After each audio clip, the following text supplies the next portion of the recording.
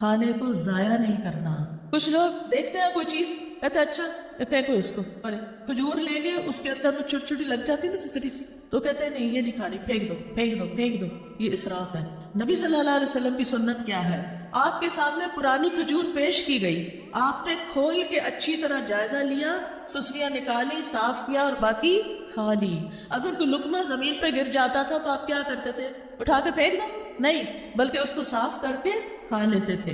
نبی صلی اللہ علیہ وسلم نے فرمایا شیطان تم میں سے ہر ایک آدمی کے پاس اس کے ہر کام کے وقت موجود رہتا ہے، یہاں تک کہ کھانے کے وقت بھی. لہٰذا جب تم میں سے کسی کا لقمہ گر جائے تو چاہیے کہ اس کو کھا لے صاف کر کے اور اسے شیطان کے لیے نہ چھوڑے. کھانے کے بعد برتن کو کیا کرنا چاہیے؟ صاف کرنا چاہیے. ہم پہلے بے سوچے سمجھے برتن بھر لیتے ہیں، خاص طور پہ شادیوں میں. توجہ سے سنیے یہ بات، بڑی سخت تکلیف ہوتی ہے جب لوگ شادیوں پہ جاتے ہیں اور پلیٹوں کے اندر چھوٹے چھوٹے ٹیلے بنا لیتے ہیں کھانا ڈال ڈال اور پھر 2-4 لقمے کھاتے ہیں، کوئی چھوٹے بچے کو ساتھ کھلایا اور باقی ساری کی ساری پلیٹ واپس. اس کا حساب کون دے گا؟ پہلے تھوڑا ڈال کے چکھ لیں کہ آپ کے حساب سے نمک پورا ہے یا نہیں، اور اگر پہلی دفعہ میں آپ کو ٹھیک لگتا ہے تو بس پھر دوبارہ اتنا ڈالیں جتنا آپ کو بھوک ہے کھانا ہے. کھانا زیادہ نہیں ڈالنا، نہ گھر میں نہ شادیوں میں پارٹیوں میں نہ کسی کے گھر، کیونکہ وہاں انسان سوچتا ہے میرا کیا جاتا ہے، مجھے تو کوئی نقصان نہیں. اور کتنا کھانا ضائع ہوتا ہے. اور آپ کو پتہ ہے کہ آپ ہی کے شہر میں کتنے لوگ رات کو بھوکے سوتے ہوں گے، آپ نے ان کے حصے کا بھی منگا کے پکا کے ضائع کر کے بنوں میں پھینک دیا. تو کھانے کے بعد برتن صاف کرنا ہے. اگر کسی وجہ سے بعض اوقات اندازہ نہیں ہوتا، کچھ چیزیں ایسی ہوتی ہیں ان کو کھا کے جلدی پیٹ بھر جاتا ہے، تو پھر اس کھانے کو الگ نکال لیں. اگر کوئی بلی وغیرہ ہے اس کو ڈال دیں، اگر کوئی چاول وغیرہ ہے اپنے گھر میں ایک ایسی کنالی رکھ دیں، کوئی ایسی ڈش رکھ دیں کہ جس میں بچا ہوا کھانا جا کے ڈال دیں. پرندے آئیں گے وہ کھا کے چلے جائیں گے، آپ کو ثواب ملے گا. میں تو جب روٹی خود بناتی تھی تو پیڑے کا آٹا ہوتا ہے نا، وہ اگر ہاتھوں کو لگ جاتا تھا تو میں اس کے لیے الگ برتن رکھتی تھی، اور صبح سے رات تک جتنے بھی اس کے اندر ہاتھ سے اترا وہ آٹا جمع ہوتا تھا وہ شام تک چھوٹی چھوٹی سوئیاں بن جاتا تھا سوکھ کے، پھر میں اس کو چڑیا کو ڈال آتی تھی. کیونکہ ذرے کا بھی وزن ہوگا نا قیامت کے دن، کے نہیں ذرے کا وزن ہے نا. فَمَن يَعْمَلْ مِثْقَالَ ذَرَّةٍ خَيْرًا يَرَهُ وَمَن يَعْمَلْ مِثْقَالَ ذَرَّةٍ شَرًّا يَرَهُ. شر کیا ہے؟ ضائع کرنا. خیر کیا ہے؟ کسی کے فائدے میں لے آنا. اور مجھے امید ہے کہ آپ پرندوں وغیرہ کے لیے پانی بھی رکھتے ہوں گے. آج کل آپ دیکھیں بارشیں نہیں ہو رہی، سخت گرمی میں بھی پانی ڈالیں لیکن سردی میں بھی پانی رکھیں. کبھی ہم راستے میں دیکھتے ہیں نا پرندوں وغیرہ کو، میں سوچتی کہیں پانی نظر نہیں آ رہا، پتہ نہیں کہاں سے پیتے ہیں بیچارے، ان کو بھی پیاس لگتی ہوگی. تو آج کل بھی کچھ نہ کچھ پانی، یعنی برتن بنا چھوڑے گھر میں. اگر آپ کو چھوٹا سا بھی گھر ہے، کھڑکی کے باہر بھی چھوٹی سی جگہ ہے تو وہاں ایک چھوٹی سی کوئی چیز لگا دیں، لیکن اپنے ساتھ دوسروں کا بھی خیال رکھیں. پھر اسی طرح صحت کو فائدہ دینے والی غذا کھائیں اور وہ چیزیں چھوڑ دیں جو صحت کو نقصان دیتی ہیں. ام منذر کہتی ہے رسول اللہ صلی اللہ علیہ وسلم میرے گھر تشریف لائے، آپ کے ساتھ علی رضی اللہ عنہ بھی تھے، اور علی رضی اللہ عنہ بیماری سے اٹھے تھے، کمزور تھے. ہمارے ہاں کھجوروں کے خوشے لٹک رہے تھے، تو رسول اللہ صلی اللہ علیہ وسلم اٹھے اور ان سے کھانے لگے، اور حضرت علی بھی کھانے کے لیے اٹھے تو رسول اللہ صلی اللہ علیہ وسلم نے ان سے فرمایا رک جاؤ، ابھی تم کمزور ہو. چنانچہ وہ رک گئے، ان کو پرہیز بتایا آپ نے. ام منذر کہتی ہے میں نے جو اور چکندر پکائے ہوئے تھے وہ آپ کی خدمت میں پیش کیے، تو آپ نے فرمایا اے علی یہ لے لو، یہ تمہارے لیے زیادہ فائدے کی چیز ہے. کھانا کھا کے کیا کرنا چاہیے، شکر کیسے کرنا چاہیے؟ اس میں آپ دیکھیں سب سے پہلی دعائیں کون سی ہیں؟ کھانا کھانے کے بعد کی دعائیں. ایک نہیں کئی دعائیں ہیں. آپ نے پتہ کیا کرنا ہے؟ ان دعاؤں کو، اس پیپر کو اس میں سے الگ کر کے آپ نے اپنے کچن میں جہاں کھانا کھاتے ہیں یا ڈائننگ ہال میں یا پھر جہاں بھی آپ ہوتے ہیں وہاں یہ لگا لیں اور دیکھ کے پڑھنا شروع کریں اور ایک ایک یاد کرنا شروع کریں تاکہ کھانے کے بعد پڑھ کے آپ اٹھیں. ٹھیک ہے انشاءاللہ، اور اس سے آپ کو انشاءاللہ بہت ثواب ہوگا، اور یہ شکر ادا کرنے کا ایک طریقہ ہے. مثال کے طور پر آپ دیکھیں اللہم بارک لنا فیہ واطعمنا خیرا منہ، اے اللہ ہمیں اس کھانے میں برکت عطا فرما اور ہمیں اس سے بہتر کھلا. سبحان اللہ. ہر دفعہ کھانا کھا کے اگر آپ یہ دعا مانتے ہیں کہ اللہ ہمیں اس سے بہتر عطا فرما تو کیا ہوگا؟ شکر ادا کرنے والے کو کیا ملتا ہے؟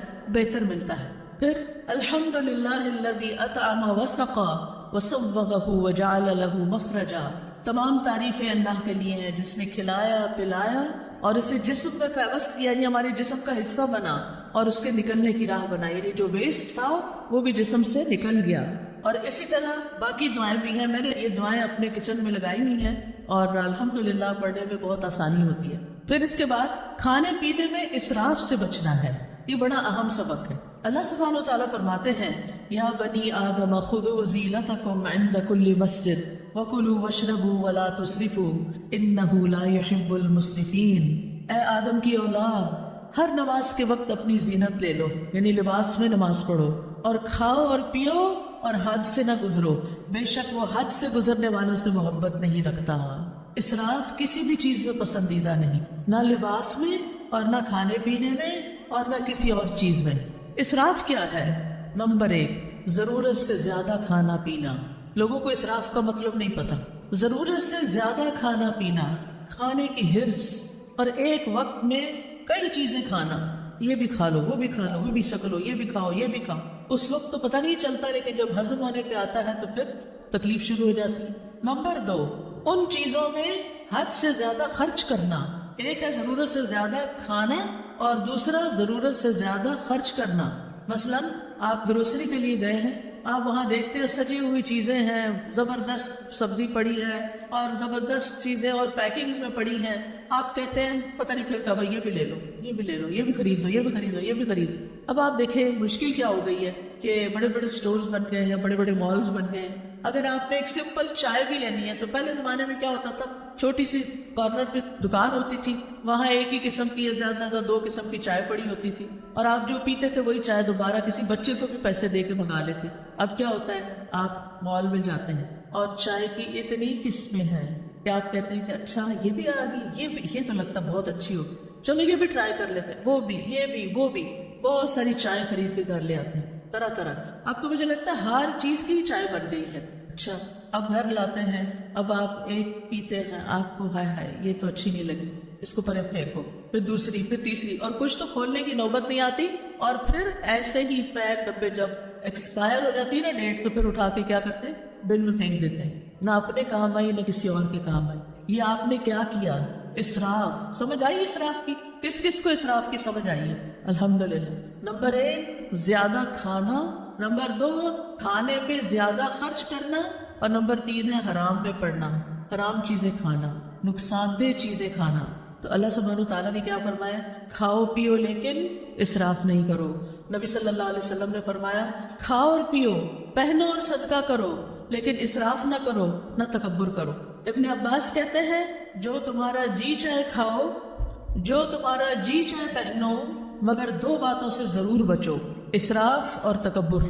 تکبر کیوں؟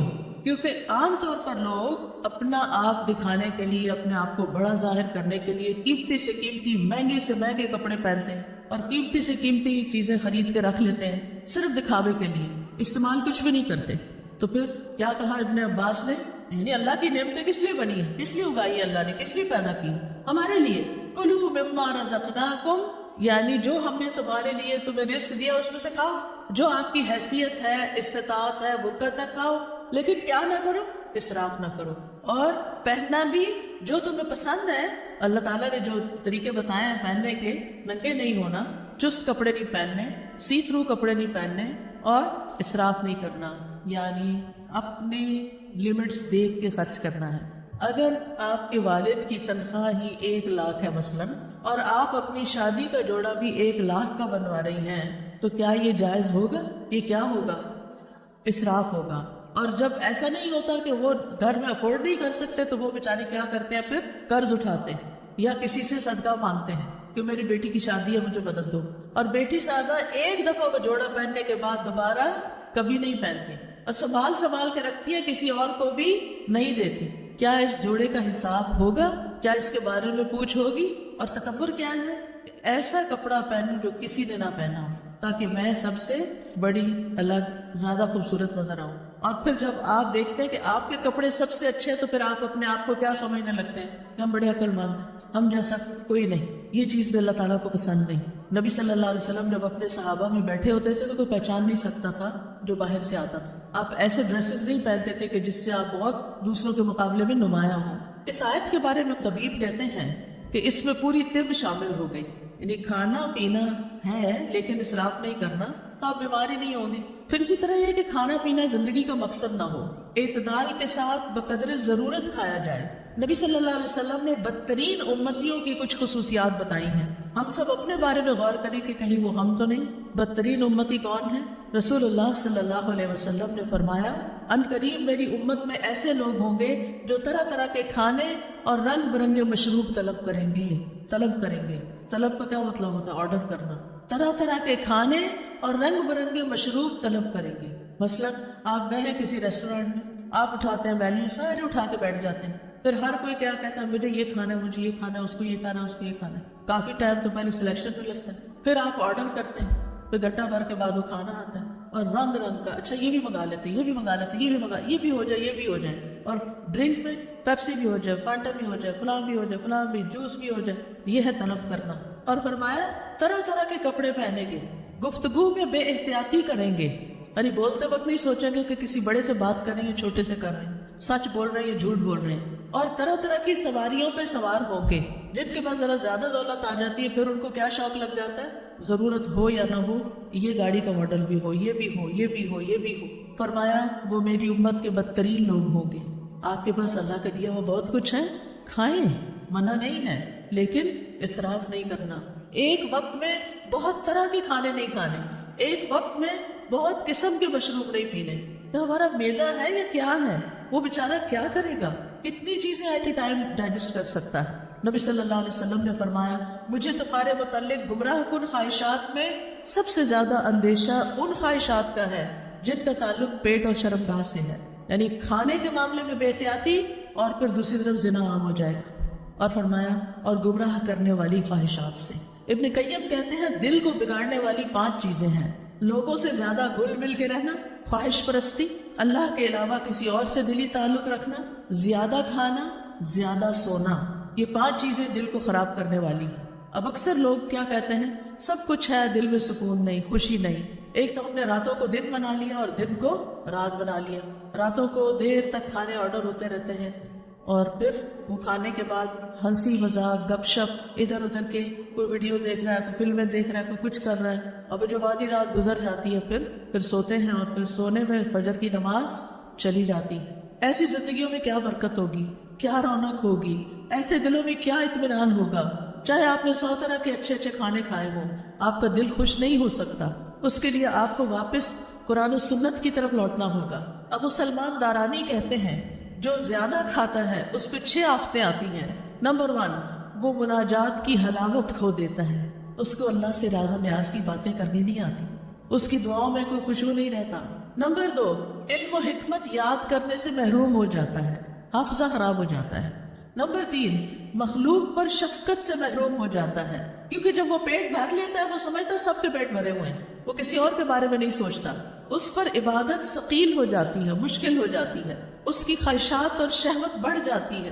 سارے اہل ایمان مسجدوں کی طرف چکر لگاتے ہیں اور پیٹ بھرنے والا کوڑا کرکٹ کی طرف گردش کرتے ہیں. یعنی پہلے زمانے میں کوڑے کے ڈھیروں کے پاس لوگ جا کے رفع حاجت کرتے تھے, یعنی یہ آج کل کی زبان میں, اور یہ بار بار واش روم پہ چکر لگاتے رہتے ہیں, یہ بار بار ٹوائلٹ ہی جاتے رہتے ہیں. اذان تو ایک وقت پہ ہوتی ہے, نماز تو اپنے وقت پر ہوتی ہے, وہ یہ تو نہیں دیکھتی کہ اب کون ابھی تک آیا اور کون نہیں آیا. پھر آپ دیکھیں کہ کھانے کی شکر گزاری میں یہ بھی ہے کہ انسان اللہ کی مخلوق کو بھی کھلائے. قرآن مجید میں آتا ہے والذین فی اموالہم حق معلوم للسائل والمحروم, وہ جن کے مالوں میں ایک مقرر حصہ ہے سوال کرنے والے کے لیے اور جسے نہیں دیا گیا. اسلام میں بھوکے کو کھانا کھلانے کا حکم ہے. نبی صلی اللہ علیہ وسلم نے فرمایا بھوکے کو کھانا کھلاؤ, بیمار کی تیمارداری کرو, قیدی کو رہائی دلاؤ. لیکن کتنا ظلم ڈھاتے ہیں ہم, کام والی رکھ لیتے ہیں اور اس سے کہتے ہیں اتنی تنخواہ دیں گے, کھانا وانا کچھ نہیں. آپ اپنے کچن میں اس سے سارا کام کراتے ہیں, کھانے کی خوشبوئیں اٹھ رہی ہوتی ہیں, جیسی آپ کو بھوک لگتی ہے اس غریب کو بھی لگی ہوتی ہے، اور جب آپ کھانا پکوا لیتے ہیں تو اس کو خدا حافظ کر دیتے ہیں، ہم نے تم سے کھانا نہیں باندھا ہوا، بس صرف تنخواہ دیں گے۔ اب وہ بیچاری گھر جائے، کیا خریدے اور کیا پکائے، مہنگائی کا حال تو اب سب کو پتا ہے۔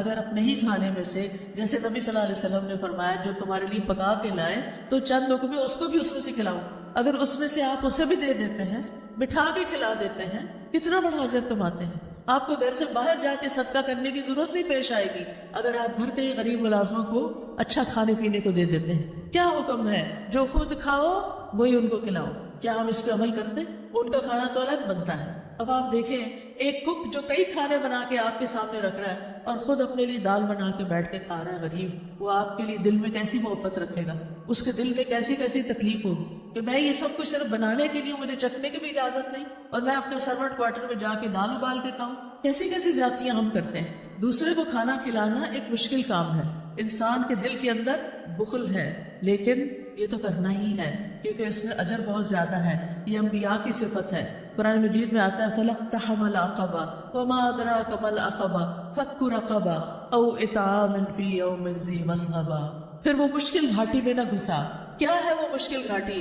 وہ گردن چھڑانا یا کسی بھوک والے دن میں کھانا کھلانا ہے۔ آج کل سردیاں ہیں نا، سردیوں میں بھوک زیادہ لگتی ہے، لیکن اس میں انسان کہتا ہے میرا کیا بنے گا کہ اس کو بھی کھلایا بیچ میں سے، لہٰذا سارا اپنے لیے رکھ لو۔ یہ مشکل کام ہے کھلانا، لیکن جس کو اللہ توفیق دے اس کے لیے بڑا ہی حلاوت والا کام ہے، اس کو کھلا کے زیادہ مزہ آتا ہے۔ جب حضرت ابراہیم کے پاس فرشتے آئے تو انہوں نے کیا کیا؟ یہ نہیں پوچھا کہاں سے آئے ہو، اجنبی لوگ، لیکن چلے گئے اور کھانا لے کر آئے۔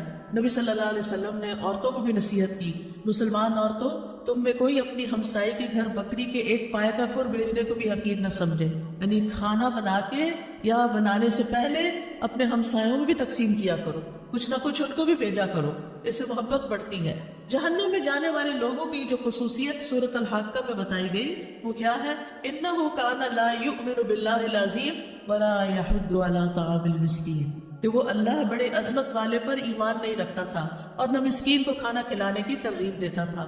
یعنی صرف خود کھلانا بھی کافی نہیں، اوروں کو بھی ترغیب دلانی ہے کہ وہ بھی کھلایا کرے۔ نبی صلی اللہ علیہ وسلم نے کیا حکم دیا تھا اپنے صحابہ کو کہ کھانے میں کیا کریں؟ پانی زیادہ ڈال لیں، شوربہ بنا لیں اور ہمسایوں کو یاد رکھیں۔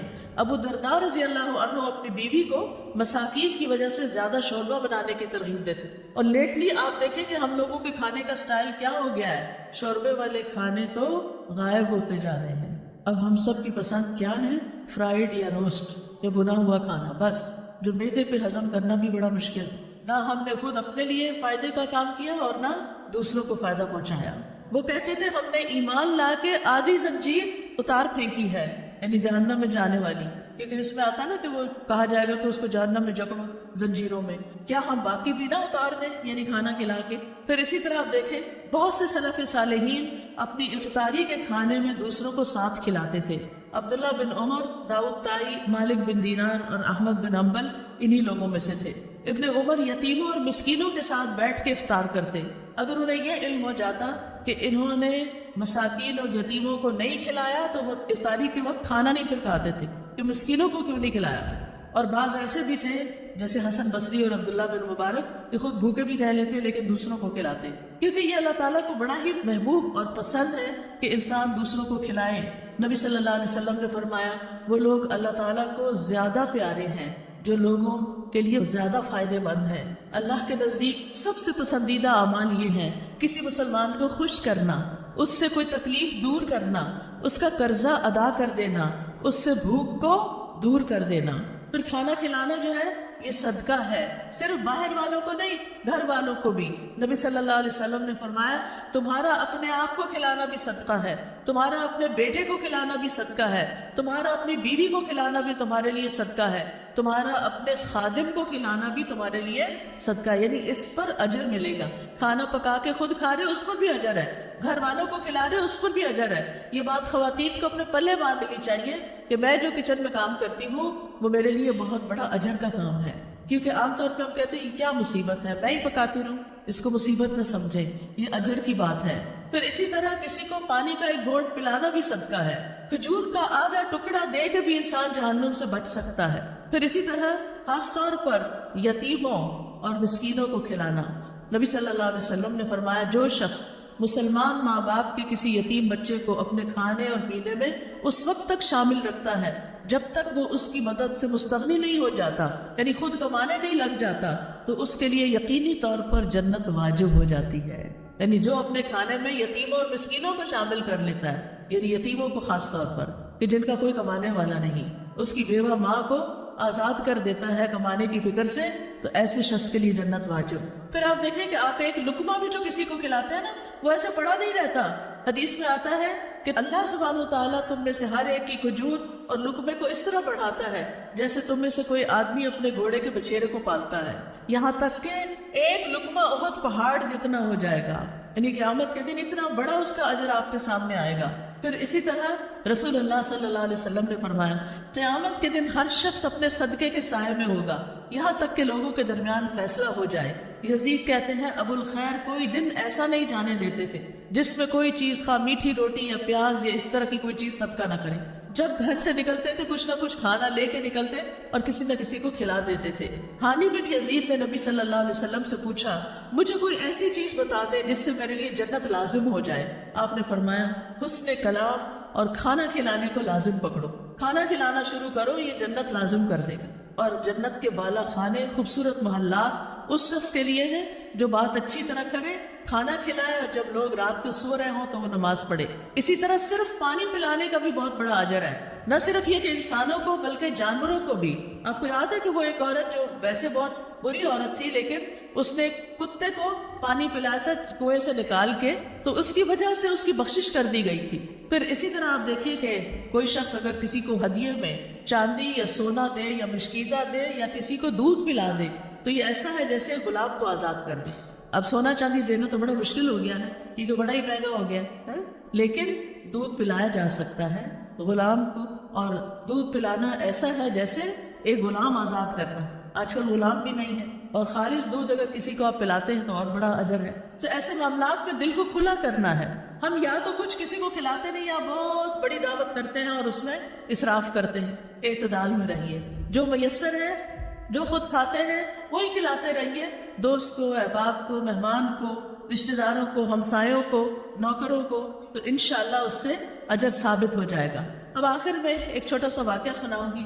ایک حدیث ہے صحیح مسلم میں، مقداد رضی اللہ عنہ کہتے ہیں کہ میں اور میرے دو ساتھی اس وقت جب سخت بھوک لگی تھی ہمیں، اور بھوک کی وجہ سے نہ ہم سن پا رہے تھے نہ ہم دیکھ پا رہے تھے، یعنی ایسے لگ رہا تھا کہ انہیں سننے دیکھنے کی قوت ہی چلی گئی، اتنی کمزوری ہو گئی بھوک کی وجہ سے۔ ہم خود کو رسول اللہ صلی اللہ علیہ وسلم کے صحابہ پہ پیش کرتے رہے کہ انہیں بتایا کہ ہمیں بھوک لگی ہے، لیکن کوئی ہمیں بطور مہمان قبول کرنے پہ تیار نہ ہو سکتا ہو کہ اپنے گھر میں کچھ نہ ہو۔ پھر ہم نبی صلی اللہ علیہ وسلم کی خدمت میں حاضر ہوئے، آپ ہمیں اپنے گھر لے گئے، وہاں 3 بکریاں تھیں۔ نبی صلی اللہ علیہ وسلم نے فرمایا تم لوگ مشترکہ طور پر ہم سب کے لیے ان کا دودھ نکالا کرو، یعنی تم بھی پیو ہم بھی پیئیں گے، سب مل کے نکالو۔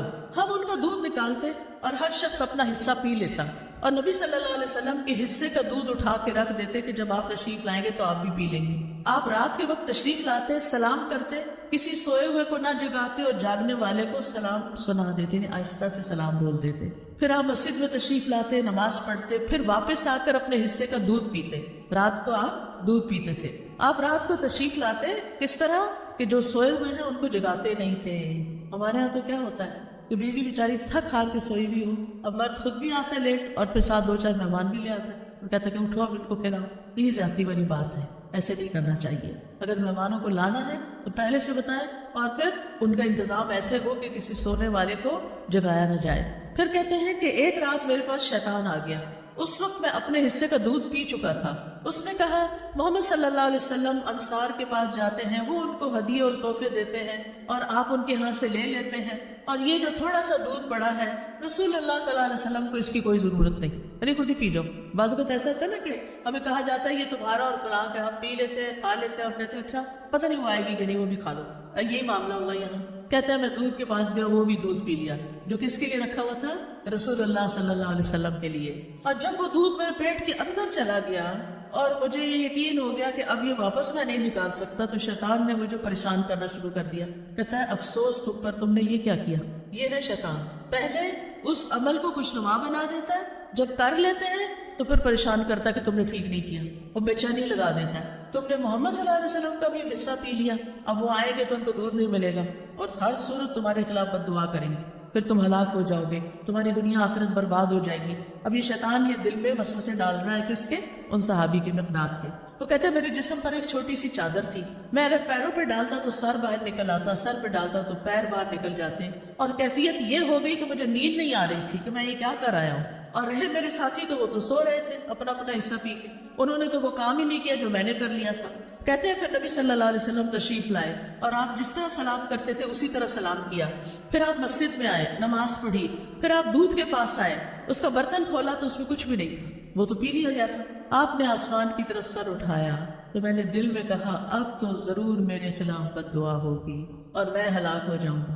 شیطان ایسی بدگمانیاں میں ڈالتا ہے، لیکن آپ نے دعا کی اللہم اطعمنی واسقی من سقانی، اللہ جو مجھے کھلائے اسے تو کھلا اور جو مجھے پلائے تو اسے پلا۔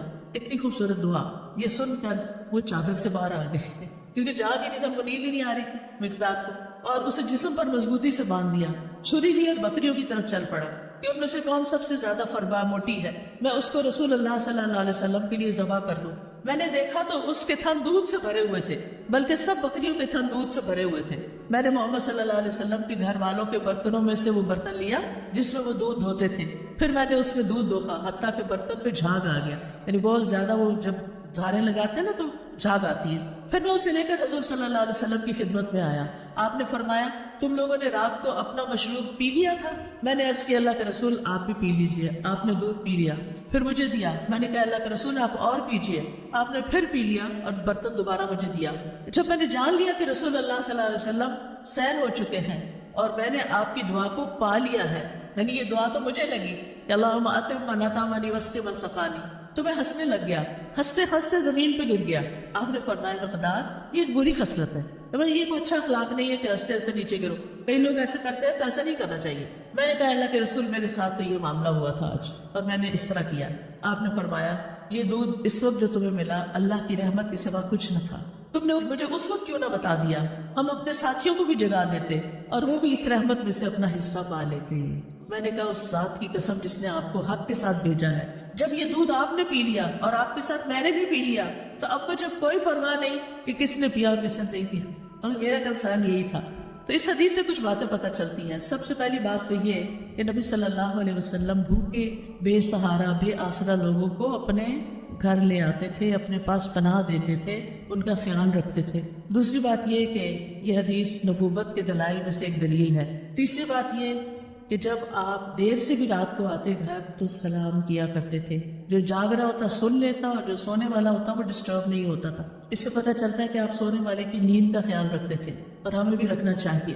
پھر اسی طرح شیطان دوسروں کے حصے کو خوشنما بنا کے دکھاتا ہے اور اس کو استعمال کرنے کی ترغیب دیتا ہے، اور شیطان مومن کو پریشان اور مایوس کرتا ہے۔ پھر نبی صلی اللہ علیہ وسلم کا عمدہ اخلاق بھی پتہ چلتا ہے کہ کس طرح آپ نے چشم پوشی کی، صبر سے کام لیا، اور کس طرح آپ نے دعا کی، اپنا حصہ نہیں ملا تو دعا کر لی۔ اگر کبھی یہ ہو ہمارے ساتھ کہ ہمارا کوئی بہن بھائی ہمارا کوئی حصہ کھا پی جائے، ہم کیا کریں گے؟ دعا دیں گے یا لڑائی ڈال دیں گے؟ آئندہ سے کیا کریں گے؟ لڑائی نہیں کریں گے بلکہ دعا دیں گے۔ نبی صلی اللہ علیہ وسلم کھانا کھلانے والے کو بھی دعا دیا کرتے تھے۔ ابن قیم لکھتے کہ آپ کی صفات میں سے یہ بات تھی، آپ کے اخلاق میں سے بھی، کہ جب کسی کے پاس کچھ کھاتے تو وہاں سے نکلتے نہیں تھے جب تک ان کے لیے دعا نہ کر دیں۔ آپ کسی کے بھی گھر جائیں، کچھ بھی کھائیں تو کیا کریں؟ ان کو دعا دیں۔ پھر یہ کہ دوسروں کو اپنی ذات میں ترجیح دینا اور انہیں آگے رکھنا۔ نبی صلی اللہ علیہ وسلم کے اپنے بھی حالات بہت اچھے نہیں تھے، لیکن آپ ان کو بھی گھر لے آئے جن کے پاس کچھ کھانے پینے کو نہیں ہوتا تھا۔ جو اصحاب صفہ تھے، اصحاب صفہ وہ ہجرت کر کے آئے تھے مختلف علاقوں سے، وہ مدینہ کے رہنے والے نہیں تھے، لہٰذا ان کے پاس وہ سب کچھ نہیں تھا۔ پھر آپ دیکھیے کہ آخری چیز کہ کھانا کھلانے والے کو دعا دینی چاہیے اور پہلے کھانا کھا کر خود دعا اپنے لیے پڑھنی چاہیے۔ یہ دعائیں میں پڑھ دیتی ہوں، ساری پروننسیشن آپ سن لیں تاکہ آپ کو بعد میں پڑھنا آسان ہو۔ اللہم بارک لنا فیہ واطعمنا خیرا منہ، اے اللہ ہمیں اس کھانے میں برکت عطا فرما اور ہمیں اس سے بہتر کھلا۔ الحمدللہ الذی اطعم وسقا وصوغہ وجعل له مخرجا، تمام تعریفیں اللہ کے لیے ہیں جس نے کھلایا پلایا اور اسے جسم میں پیوست کیا اور اس کے نکلنے کی راہ بنائی۔ الحمد للہ کثیرا طیبا مبارکا فی غیر مکفی ولا مودع ولا مستغنا عنہ ربنا۔ سب تعریف اللہ کے لیے ہے جو پاکیزہ ہے، کثیر ہے، مبارک ہے۔ اس کھانے کو ہم کافی نہیں سمجھتے اور نہ اس کو چھوڑتے ہیں۔ اے ہمارے رب، نہ ہم اس سے بے پرواہ ہو سکتے ہیں۔ یعنی یہ نہیں کہ یہ آخری دفعہ ہے اور یہی کافی ہے، یہ کافی نہیں ہے، آئندہ بھی کھانا ہے ہمیں۔ اللہم اطعمت و اسقیت و اغنیت و اقنیت و ہدیت و احییت فلک الحمد علی ما اعطیت۔ اے اللہ، تو نے ہی کھلایا، تو نے ہی پلایا، تو ہی غنی کرتا ہے، تو ہی فقیر کرتا ہے، تو نے ہدایت دی، تو نے ہی زندگی عطا فرمائی، بس جو تو نے عطا کیا اس پر تیری ہی تعریف ہے۔ پھر پچھلے سارے گناہوں کو معاف کرنے والی دعا ہے۔ رسول اللہ صلی اللہ علیہ وسلم نے فرمایا جو کھانا کھا کے یوں کہے الحمدللہ الذی اطعمنی ھذا ورزقنیہ من غیر حول منی ولا قوہ، اس اللہ کا شکر جس نے مجھے یہ کھانا کھلایا اور مجھے رزق عطا فرمایا جس میں میری قوت اور کوئی طاقت شامل نہیں۔ پھر اسی طرح ایک اور دعا ہے۔ ابن عباس فرماتے ہیں کہ رسول اللہ صلی اللہ علیہ وسلم نے فرمایا جسے اللہ تعالیٰ کوئی بھی کھانا کھلائے وہ یوں کہے اللہم بارک لنا فی ورزقنا خیرا منہ، اے اللہ ہمیں اس میں برکت عطا فرما اور ہمیں اس سے بہتر عطا فرما۔ جب دودھ پیتے تو کیا پڑھتے؟ اللہم بارک لنا فیہ وزدنا منہ، اے اللہ ہمارے اس دودھ میں ہمیں برکت عطا کر اور ہمیں اس سے زیادہ عطا کر۔ ابو ہریرہ رضی اللہ عنہ کھانا کھانے کے بعد کس طرح شکر ادا کرتے تھے؟ وہ کہتے ہیں ابو ہریرہ نے حمید سے کہا میری والدہ کے پاس جاؤ، ان کو سلام کہو اور کہو آپ کا بیٹا آپ کو سلام دے رہا ہے اور کہتا ہے ہمیں کچھ کھانا کھلائیں۔ اس پر ان کی والدہ نے جو کی 3 روٹیاں اور زیتون کا تیل جو ہے اور نمک رکابی میں رکھا، اسے اپنے سر پہ رکھ لیا اور ان کے پاس لے کر یہ چلے گئے۔ پھر جب میں نے ان لوگوں کے سامنے کھانا رکھا تو ابو ہریرہ نے کہا یہ تو بہت بڑی چیز ہے، الحمدللہ الذی اشبعنا من الخیر، سب تعریف اللہ کے لیے ہے جس نے ہمارا پیٹ روٹی سے بھرا، یعنی ہمارا کھانا 2 سے رنگ یعنی کھجور اور پانی کے سوا کچھ نہ تھا، تو جب روٹی ملتی تھی تو وہ بہت بڑی نعمت سمجھتے تھے اس کو۔ پھر شدت بھوک کے وقت کی دعا ہے۔ اس سے پہلے ایک اور دعا ہے الحمدللہ الذی ہدانا و اطعمنا و سقانا و نعمنا، اللہ اکبر، اللہم الفتنا نعمتک بکل شر اصبحنا منہا و امسینا بکل خیر فنسألك تمامها وشكرها لا خير إلا خير ولا إله غيرك إله الصالحين ورب العالمين الحمد لله ولا إله إلا الله ما شاء الله ولا قوة إلا بالله اللهم بارك لنا فيما رزقتنا وقنا عذاب النار۔ اس کا ترجمہ ہے سب تعریف اللہ کے لیے ہے جس نے ہمیں ہدایت دی۔ ہدایت کھانے پینے سے بھی زیادہ قیمتی چیز ہے۔ ہمیں کھلایا اور ہمیں پلایا، ہمیں نعمتیں عطا فرمائی۔ اللہ سب سے بڑا ہے۔ اے اللہ تیری نعمت اس وقت آئی جب ہم شر میں پھنسے ہوئے تھے، ہم نے اس نعمت کی وجہ سے ہر طرح کی خیر کے ساتھ صبح کی اور شام کی، بس ہم تجھ سے اس نعمت کے مکمل ہونے کا اور اس کے شکر ادا کرنے کا سوال کرتے ہیں۔ تیری خیر کے سوا کوئی خیر نہیں، تیرے سوا کوئی معبود نہیں۔ اے الہ الصالحین، سارے جہانوں کے رب، سب تعریف اللہ کے لیے ہے اور اللہ کے سوا کوئی معبود نہیں۔ جو چاہتا ہے وہی ہوتا ہے، کسی میں طاقت نہیں سوائے اللہ کے۔ اے اللہ جو رزق تو ہمیں دے اس میں برکت دے اور ہمیں آگ کے عذاب سے بچا لے۔ اور اسی طرح حضرت عائشہ فرماتی ہیں کہ نبی صلی اللہ علیہ وسلم رات کو بھوک کی وجہ سے کروٹیں بدلتے تھے اور یہ دعا پڑھتے لا الہ الا اللہ الواحد القہار رب السماوات والارض وما بینہما العزیز الغفار۔ نہیں ہے کوئی معبود برحق مگر اللہ جو اکیلا اور زبردست ہے، آسمانوں اور زمین اور ان دونوں کے درمیان والی تمام چیزوں کا رب ہے، وہ غالب اور بہت بخشنے والا ہے۔ پھر اگر کوئی آپ کو کھانا کھلائے تو آپ کیا دعا کریں؟ اللہم اطعم من اطعمنی واسق من سقانی، اللہ جو مجھے کھلائے تو اسے کھلا اور جو مجھے پلائے تو اس کو پلا۔ ہمارا کیا کھلانا اور ہمارا کیا پلانا، جو اللہ کھلائے گا اس کا تو کوئی میچ ہی نہیں۔